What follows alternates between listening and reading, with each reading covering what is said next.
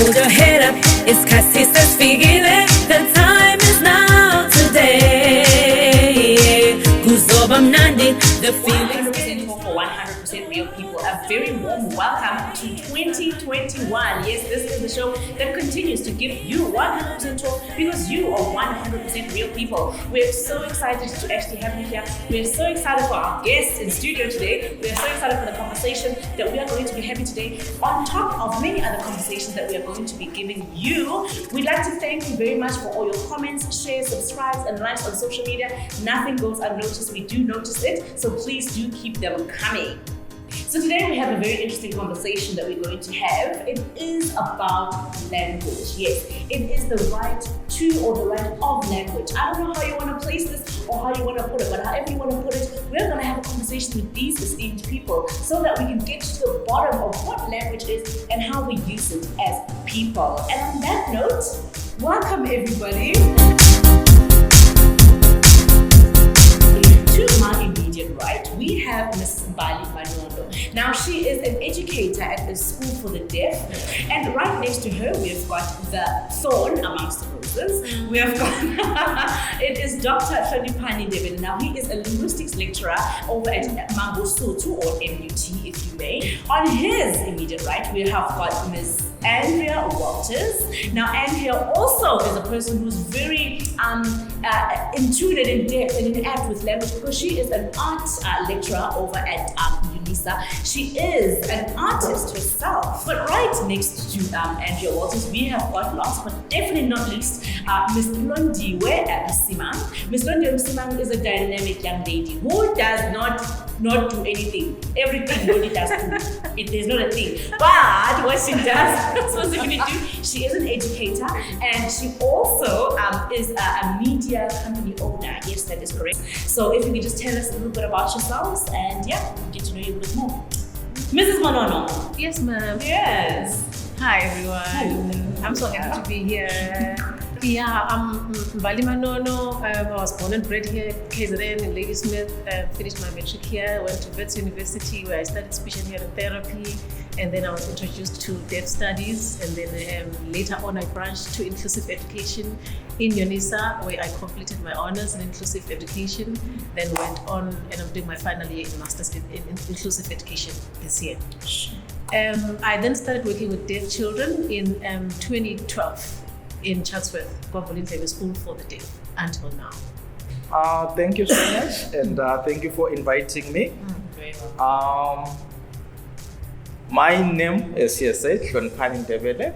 I am Zimbabwean by nationality, and I think I've been here for more than 10 years. I came here as a student, and then had, of course, an opportunity to work here as well. So my studies focused on, I studied linguistics, I think for the rest of my university education. And currently I am working at the Mangosuthu University of Technology, teaching academic literacies. I have published on issues of language, and language to me is, of course, I don't want to say a thorny issue, but it's something that I would always advocate for, that I would always fight for. And I believe we're gonna have a very wonderful discussion today. Yes, My name is Andrea, as you know. I started at UNISA after I left a very abusive relationship. And I was very, very fortunate because the lecturers guided me, supported me, pushed me to talk about it, because I think there's a lot of shame associated with something like that. You feel that in some way it is your own fault, and people secondary victimize you by saying, yeah, well, it was so terrible, why didn't you just leave, you know? And the whole issue is a lot more complicated. But anyway, I've completed a bachelor's degree, and I'm also busy with a master's degree. I don't know how you manage to do as much as you do, seriously. And I lecture and mentor art students, art and multimedia students. So my name is Londiwe Msimang, born and bred in Durban, pretty much lived here my whole life. So by profession, I'm in the EduTech space. So I'm an educator, but I'm also on the technology side of education. So I teach, but I also work as a consultant for technology within the education space. So I also work as a freelancer within the creative industry. So that's pretty much me. Yeah, I'm very much creative person. So yeah, I think let's just delve into my first question. So now, when you heard the topic, right? So here you are in your different spaces, and obviously, I think everything you hear with the filter of whatever it is that you know, right? So with the filter of whatever it is that you know, when you heard the topic, the right to language, what did you think, Mbali? The right to language, it moved me a bit, because for a long time, deaf people have been marginalized. They couldn't sign. They had to sign isiZulu. They had to sign English, but they didn't have their language, an independent language, sign language with its own rules, its own grammar and everything. But with time, our Minister of Education decided to appoint a committee that would actually make sign language to be an official language, design a document, a CAPS document, aligned with CAPS that the other children are using. The English document that they use, and the deaf children would use the sign language document. If deaf children if the hearing children are acquiring skills like listening and speaking, the deaf children on the other side would be observing and signing. And in 2014, officially sign language was an official language, finally, for our children. Sure. And so now that door to that right. That door to the right has been open. And there's been this difference between, in the deaf community, I don't know if you're aware that there's a deaf community. There's deaf that's been written with a D, the capital letter D, and there's deaf written with a small letter D. Okay, the CAPS D is the social community with its own language, with its own culture, with its own community. Okay. It's us, teaching the deaf children. We belong to that community. It's interpreters, that it's children, it's parents of deaf children, they belong to that community. All of them belong to and then the other D with the smaller, it's the medical condition. When you invited me to come to this particular platform, I couldn't even resist it. Yes. Because this is where my bread is buttered as well. I love these conversations. I like discussing these issues because I believe that language is at the very center of our being, actually. It is an instrument of our thought. It is how we identify ourselves as human beings. It is how we are able to create knowledge as well. How we identify even with the ways of knowing in our different cultures. So that's the importance of language to me. And that being the fact, you cannot in any way deprive anybody of their language, even if it's unofficial. Even the minority languages which are not recognized, they are so important and they have to be recognized, they have to be protected, because once you marginalize this language, you are actually marginalizing the people that speak these languages as well. Yes, I absolutely adore the idea of language, any language. And unfortunately, I'm ashamed to say I don't speak any traditional language because I'm that old. But I went to school and you could do Latin or you could do French, but there was never that option. And I did see that with my son. And it was very, very exciting to me, and I think it's totally relevant. But what really struck me when I heard the right to language, I thought, I remember as a little kid, lying in a tent in my bed. I was an obsessive reader. I would read toilet paper wrappers. So now I sign up for my university degree. This was the crux of what I thought about when you said the right to language. I thought, how hard can this be? Please, man. Probably do a couple of drawings or paintings and it'll be cool, you know. Yeah. Anyway, I open up this tutorial matter, read it, and I closed it. I put it aside. I thought, you know what? I don't even understand this. Is it really in English? Because, you know, academic language, I mean, they will make it as complicated as possible. But it has made me very wonder about, like, if I had that problem with that study guide is only offered in English. And it's your first language. And it's my first language, and I'm the obsessive toilet paper reader from when I was 5. You know? So now, how does that affect a student who's rural, who possibly has not had my advantages, Imagine. and has to read this in English. The reality of the situation is that in South Africa, knowledge has not been developed in indigenous languages. Right. Exactly. Right. That's our fundamental problem. But also keeping in mind what Andrea said, to say we can't also box it in such a way that a child cannot exist outside of South Africa. Yeah. Because what's happening is that, It's a bit of a paradox. yeah, it's a Yes, very yes, paradox. Yeah. I primarily taught in a township school. What happens is that in a township school, kids predominantly know Zulu. Yes. And when I started teaching, I was teaching predominantly in English. And the kids told me straight up, we don't understand you. So I had to code switch, but also code switching is teaching in two languages. It helps the child understand at that moment, but the reality of the situation is that the actual exam is written in English.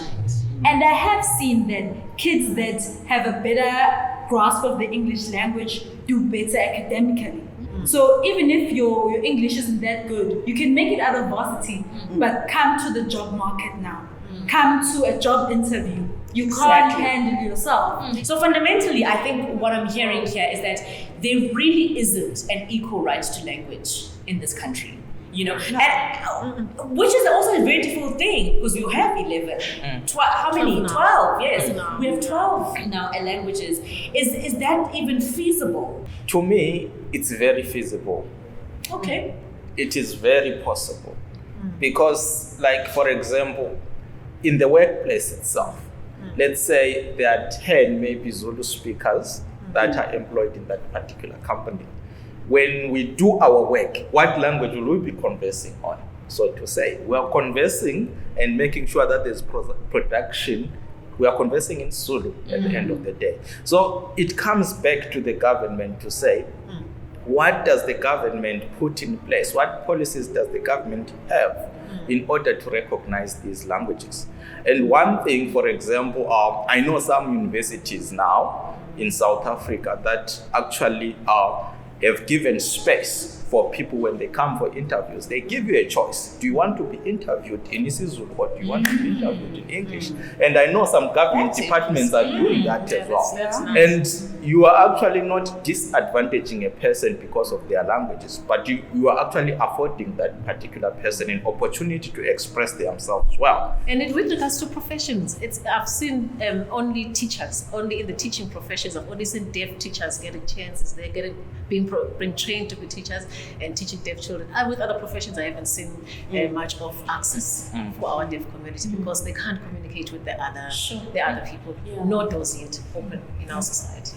Unless the higher powers, like you said, could just push for us, like they have pushed for the policy, they have pushed for the document, for our children to learn from an early age. One of my favorite sayings is that we all smile in the same language. You know, Absolutely. we all understand that. Yes. So tell us about that. How art really is such a broad language, and how you can understand people. I can only use a specific example. I was at a M&D thing where they drag us all in and make you say what you have or haven't done in front of your peers. Humiliating, yes. Anyway, there was a PhD student and I explained that what I'm doing, because sunlight soap is a very South African thing and it's universal. I am carving the mouths of dead women, sculpting them into individual bars of Real sunlight dead soap. women? Yes, that have been killed by their husbands and their partners. So each soap bar is a woman's mouth. But anyway, so I'm sitting there now, justifying why I'm going to use sunlight soap, because all South African women have sunlight soap. And funnily enough, an African PhD student leaned over to me and he said, when bodies are washed, I think he was specifically referring to Zulu culture, Right. but he didn't say so. He said that the body, before the family, like the family prepares it for burial, they use sunlight soap. So now that's not my culture, but it gave me a whole new layer towards how I am going to work with this.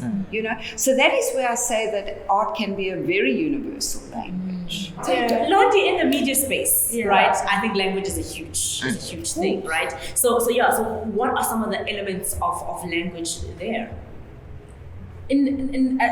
What I'm appreciating is that over time, the advertising and marketing space has been more inclusive.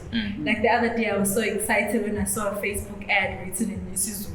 Right. I was like, wow, they're actually acknowledging the fact that their customers are Zulu and they're speaking in their own language. Yeah. I think the important thing in any space, whether the media space or the education space or the professional space, we need to create spaces that are inclusive, that no matter what language a person speaks, They included. the language must not be a point where they get excluded. Any space really should be able to accommodate your language. So I'm thinking now it's very important to build spaces of inclusivity. But don't you think, Londi, that it's also about attitude?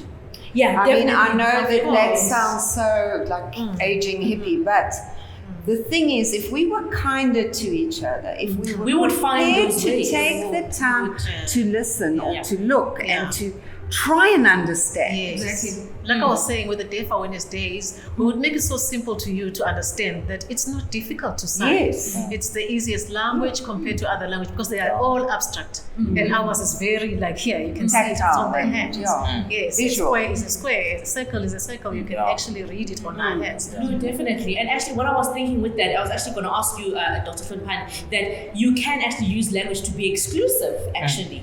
Okay, thank you so much for that. I think maybe let's put aside repressive systems and maybe focus on the current democratic era that we are in. Right. Maybe in South Africa and maybe around the world. Right. Yeah. And you'll find that maybe I'll just highlight two aspects in which language is used to exclude. And this may not be purposeful, so to say. It may be done because people don't understand these issues. Yeah. For example, one, education, like we say, right? The continued dominance of English in education is one way of excluding people actually that are not speakers or first language speakers of this particular language. Yeah. And secondly, the other aspect, I have one colleague who does forensic linguistics, and he researches on issues of the judiciary and how language is used in the judiciary. And he will give you an example of somebody who has been arrested, for example, down there in the rural areas for stealing a cow.